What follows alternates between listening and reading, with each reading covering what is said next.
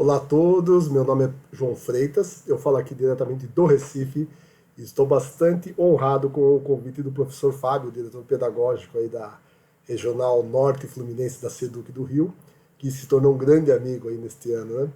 Bom, eu sou um consultor em gestão educacional, eu tenho atuado principalmente em projetos de organizações sociais que apoiam a educação pública em diversos estados e municípios, e entre elas está o SEIP, né? É uma entidade que nasceu na Fundação Getúlio Vargas aí do Rio e tem conduzido esse projeto de desenvolvimento da rede de líderes educacionais fluminenses, da qual o professor Fábio participa, e um dos frutos é esse projeto dele, que é esse itinerário formativo que ele propõe, e é um grande prazer poder estar participando. Bom, eu gravei esse vídeo para falar hoje sobre diferentes abordagens em torno da liderança no decorrer da história, né? E até para servir como introdução para a liderança servidora, que é o tema que o professor Fábio tem como propósito desenvolver e adotar esse modelo como referência para as equipes gestoras escolares.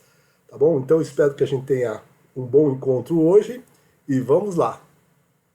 Vale lembrar que liderança é um tema que tem sido muito estudado pela sua relevância. A gente viu lá a definição do Michael Porter, né, que líder é todo aquele que tem seguidores.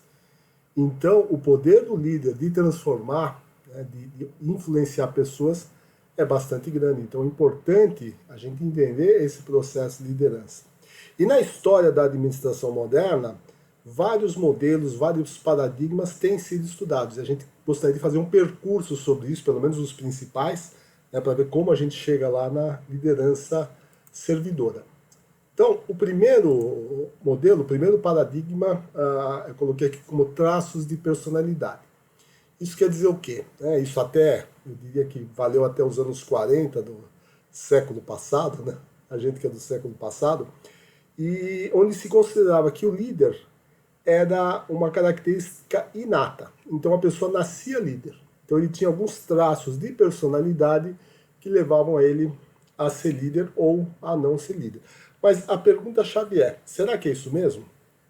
Então aí muita gente começou a estudar traços de personalidade. Pensou quais são os principais traços de personalidade para a atuação, que são importantes, né, para a atuação de um profissional. E dois modelos bastante difundidos hoje em dia, um deles é o perfil MBTI, que é o teste Myers-Briggs, e o outro é o modelo DISC, que busca entender qual é o perfil comportamental, né, o perfil de personalidade de uma pessoa. Então, como é isso? Né? O MBTI ele trabalha em dicotomias. Ele quer saber se a pessoa, por exemplo, é mais introvertida ou extrovertida. Ela é mais intuitiva, quer dizer, trabalha mais baseada na intuição, ou ela é realmente sensitiva.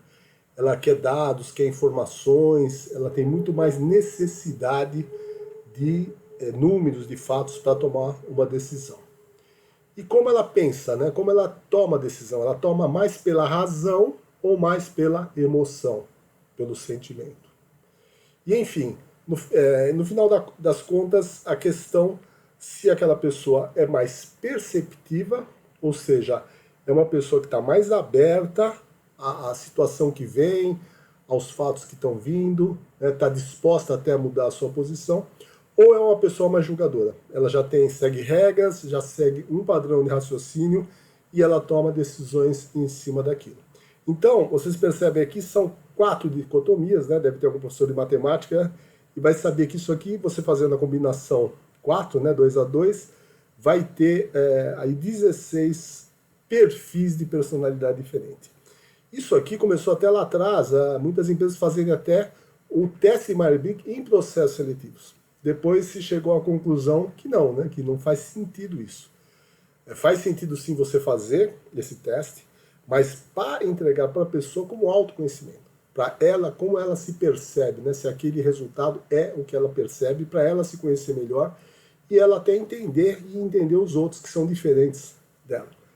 E valorizar a diversidade. Então, porque às vezes também uma tendência de você só trazer para perto de si, trazer para sua equipe pessoas que pensam exatamente igual a você. Né? Então, é bom ter uma pessoa a mais, né, que enfim, você age muito pela razão, mas será que não é bom ouvir um pouco quem age pela emoção? Ou vice-versa? Então, a conclusão é, não há, né, um perfil de comportamento, um perfil MBTI que fale esse é líder e esse não é. Todos eles podem liderar. Né? A liderança vai depender de outros fatores, mas é importante para o autoconhecimento. E o modelo mais recente, que tem sido mais aplicado, é o DISC. Né? E também é assim, são 4 dimensões, aí ele mede um pouco mais para lá ou para cá, então ela tem uma pontuação. Então fala sobre dominância, a pessoa mais dominadora, mais determinada, né? Ou se ela é mais moderada, mais modesta. Então, se é uma pessoa que gosta de influenciar, se é comunicativa, ou é uma pessoa mais racional, mais recatada, enfim. E aí também em 4 dimensões, né? Se é uma pessoa mais gosta de estabilidade, gosta de manter as coisas como estão, ou é uma pessoa que inquieta, que quer mudar, que é mais aberta para mudança. Então é a mesma coisa, né? Quando você vai falar com um membro da sua equipe, é bom você entender, né? Se é uma pessoa que gosta de dominar, então você tem que dar espaço para ela falar, porque senão ela vai ficar frustrada. Ou vice-versa, né? Se você quiser que ela fale e ela é uma pessoa recatada, não vai dar certo. Então, a importância de se conhecer os traços de personalidade para o líder fazer uma boa liderança. Mas não necessariamente você definir o líder pelos traços de personalidade. Essa foi uma lição histórica. E depois se começou a falar em bases de poder. O que são a base de poder? Né? Você tem aí o poder legal, que é o poder do cargo, né? O poder de decisão, é quem assina as coisas, quem autoriza as coisas. Você tem o poder coercitivo. Coercitivo é que você é aquele poder de punição, se você não fizer alguma coisa correta, né? Que vai para o castigo, né? Ou então o ladrão lá está se assaltando, né? Tem uma arma, ele vai ter esse poder de coerção. Ou você vai sofrer uma punição, vai ser multado. Então esse é o poder coercitivo que obriga você a agir de uma determinada forma ou de outra. Você vai ter o poder também da recompensa, né? A pessoa sabe, poxa, se eu fizer um trabalho bem feito e esse cara me reconhecer, eu vou ser recompensado, então eu vou fazer. É o poder do conhecimento, então você sabe muita coisa, você tem um conhecimento muito grande, você tem dados, você tem informações, informação é poder, né? Poder de persuasão, enfim, tem várias bases de poder que o líder pode ter. E aí o que se aprendeu com isso, né? Que quanto mais forte é a base do poder, também é importante o líder identificar, e quando ele abre mão de usar esse poder, ele demonstra o quê? Demonstra humildade, né? Sinceridade, humildade sincera. Então, por exemplo, é aquele diretor de escola que é mestre, doutor, sabe tudo, mas escuta um pai de aluno, né, que é praticamente analfabeto, mal aprendeu a ler e escrever, mas tem toda uma sabedoria por trás daquilo. Sabe de muitas coisas que aquele diretor não sabe. Então, ele sabe escutar a equipe e não impor o seu conhecimento. Ele se mostra sempre um aprendiz. Então, isso sim traz autoridade.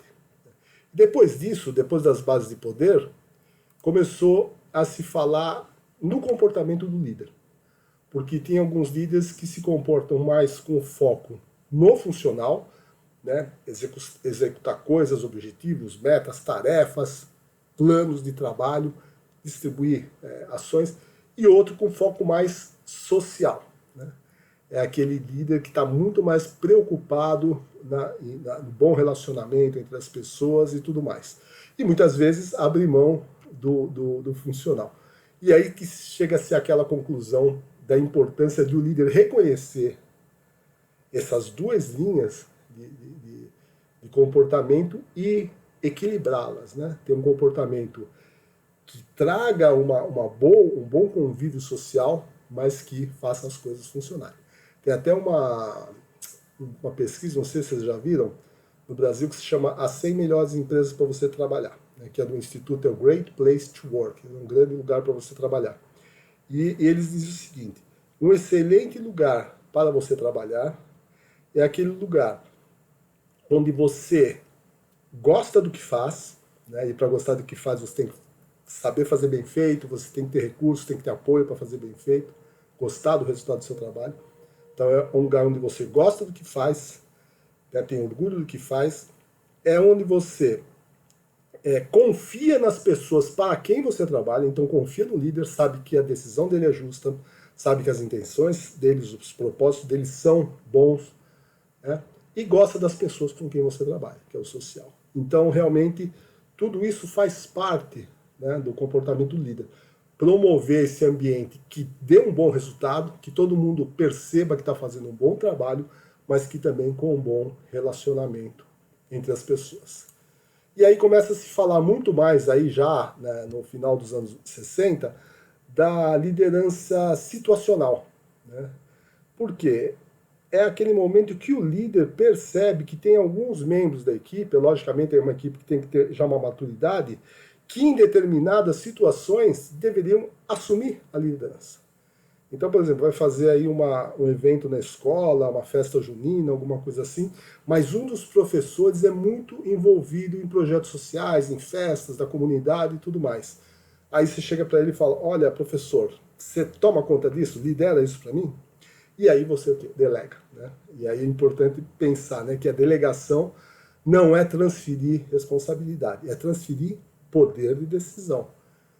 É entender que aquela pessoa que está assumindo aquilo que você está querendo que ela assuma vai poder tomar as decisões e você respeitá-las. Por quê? Para isso você tem que ter a segurança, né, que os valores são bem conhecidos, que os objetivos, que as informações, né, estão lá para todos.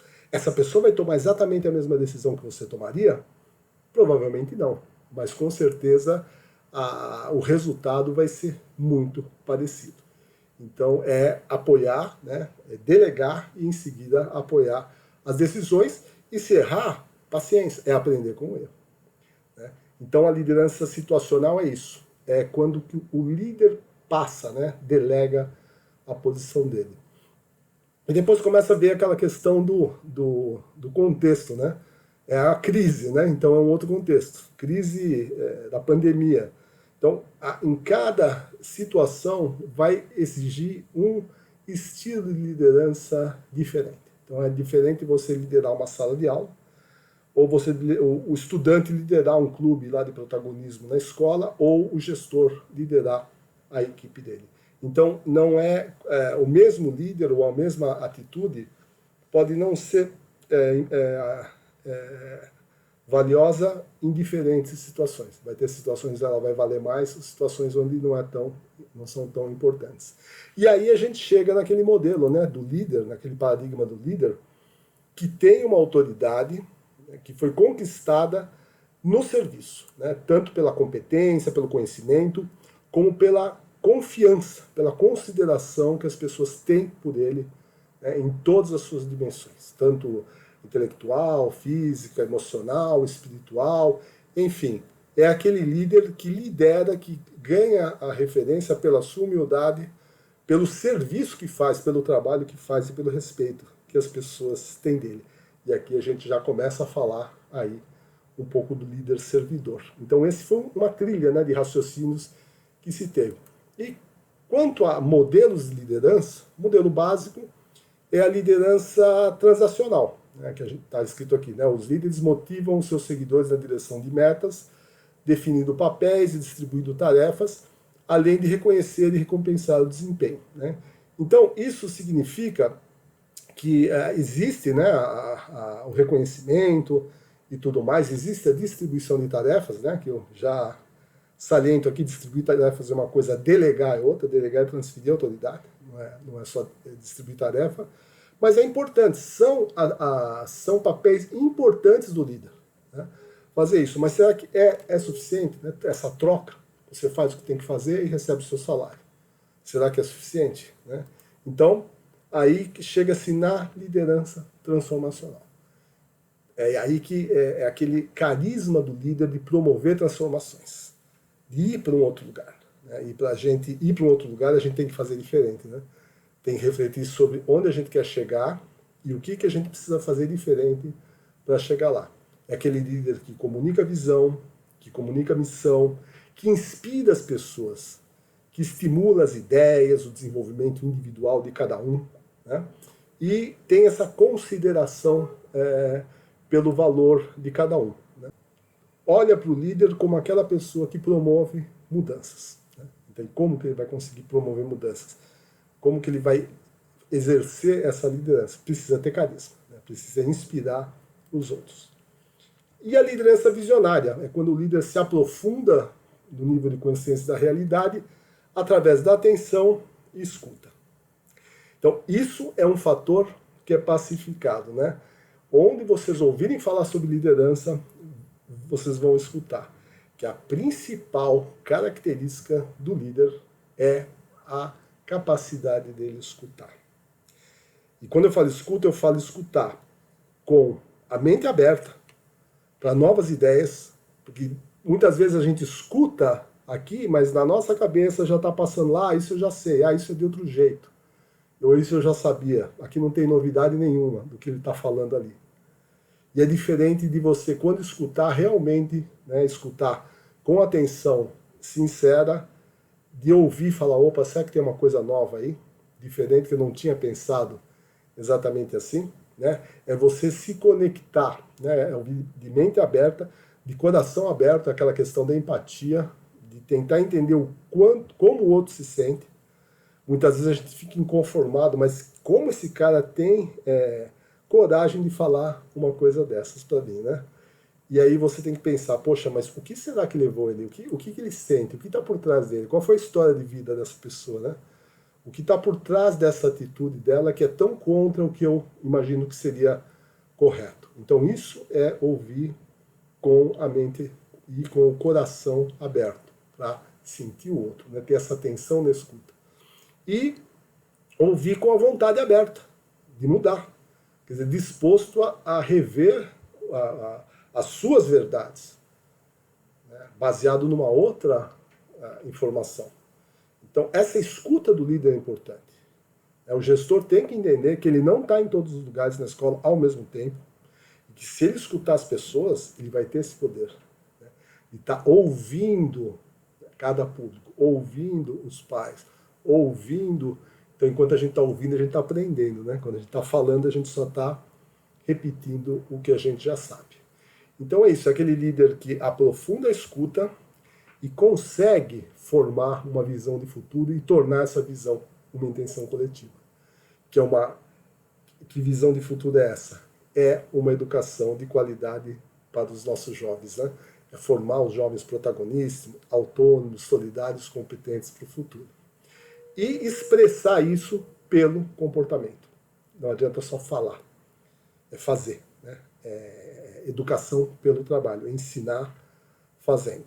E aí a gente chega na liderança servidora, né? Que é aquele líder que tem autoridade conquistada pela referência moral e profissional através do serviço, né? Através do trabalho, de mostrar que o trabalho que ele faz realmente tem a intenção de atingir aquela visão, de fazer aquela transformação, do sacrifício. Quando eu falo em sacrifício, não é ali fica dando chicotada nas costas, né? Mas é aquele sacrifício de muitas vezes abrir mão dos próprios interesses pelo interesse coletivo.